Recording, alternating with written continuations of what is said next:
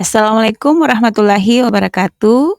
Bertemu lagi dengan saya Ibu Viti dalam pembelajaran matematika. Kali ini kita lanjutkan pembelajaran kita tentang barisan dan deret. Persisnya hari ini kita akan membahas aplikasi barisan dan deret aritmetika dalam dunia nyata. Nah, apa yang akan kita pelajari pada pertemuan kita kali ini? Jadi kita akan membahas bagaimana cara menyelesaikan masalah nyata yang berhubungan dengan barisan dan deret aritmetika. Yuk kita langsung ke masalah.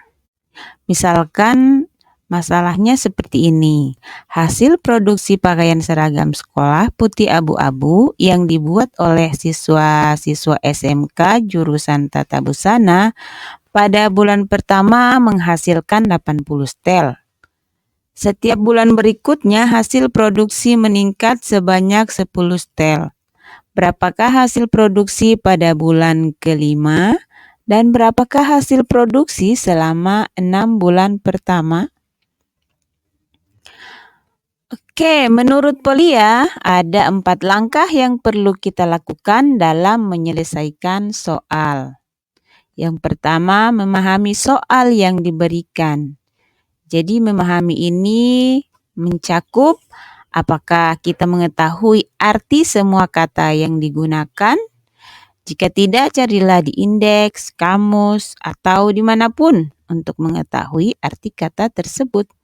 Apalagi sekarang ya, banyak sekali bantuan yang bisa membuat kita memahami arti kata-kata. Yang kedua, apakah kita mampu menyajikan soal dengan kata-kata kita sendiri?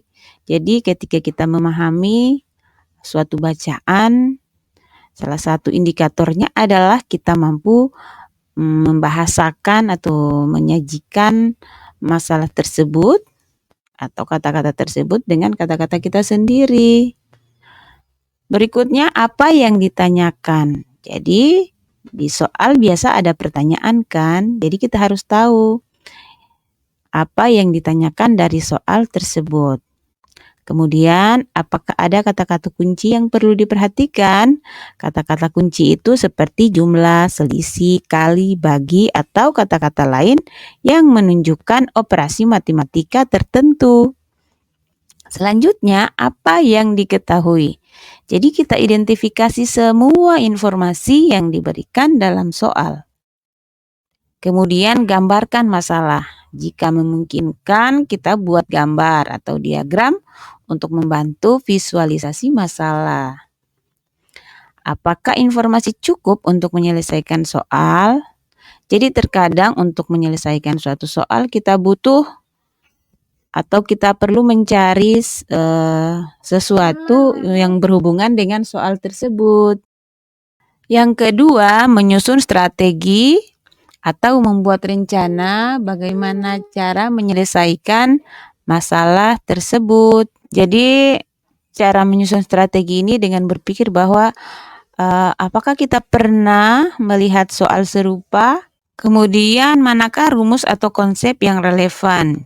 Jadi dari apa yang ditanyakan kita cari rumus atau konsep yang relevan dengan masalah yang kita dapat. Apa yang perlu kamu lakukan untuk menemukan jawaban? Jadi kita harus membuat langkah-langkah yang akan kita ikuti untuk menyelesaikan masalah. Nah, selanjutnya kita melaksanakan rencana. Apa yang kita sudah rencanakan tadi kita laksanakan. Jadi kerjakan langkah-langkah yang telah kamu buat. Periksa setiap langkah. Jadi setiap langkah yang dilakukan itu apakah sesuai dengan kaidah-kaidah matematika yang benar. Yang keempat, melihat kembali atau memeriksa kembali.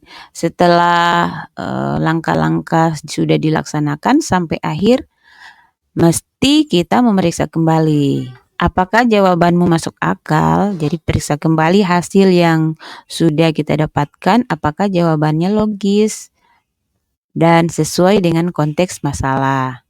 Apakah ada cara lain untuk menyelesaikan masalah ini? Jadi seperti istilah banyak jalan menuju Roma, begitu pula dengan masalah yang dihadapi. Mungkin ada alternatif lain untuk menyelesaikan masalah dan mungkin saja alternatif lain itu lebih mudah. Apakah kamu sudah menjawab semua pertanyaan yang diajukan? Ya, jadi semua pertanyaan yang diajukan kita periksa kembali apakah sudah terjawab atau belum.